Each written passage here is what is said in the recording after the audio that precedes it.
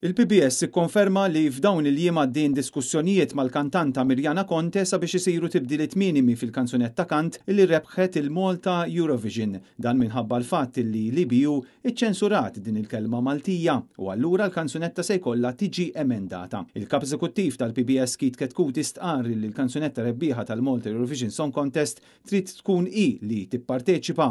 Għalhekk il-PBS jinsab f'diskussjonijiet mal-artista u l-awturi tal-kanzunetta sabiex jaraw tibdiliet minimi jistgħu jsiru biex jagħmlu aċċettabbli għall-IBU u bekk tiġi aċċettata għal Eurovision li se jsir f'Basel. Minkejja dan l-iżvilupp Mirjana Conte assigurat illi se tibqa' ffokata fuq l-Eurovision u se tirrappreżenta lil Malta bl-aqwa mod possibbli. Qed jingħati li dawn l-emendi illi jistgħu jsiru fil-prodott finali li se nippreżentaw bħala pajjiż mhux se jkunu qed ibidlu xejn partikolari mill-kanzunetta li rebħet il-Malta Eurovision, kanzunetta li fi kliem is-CEO tal-PBS tant kisbet popolarità fl-istat preżenti tagħha. Bħalissa skont siti internazzjonali l-kanzunetta Maltija tinsab fl-14 post minn dawk kollha li se jikkompetu f'Basel f'Mejju li ġej.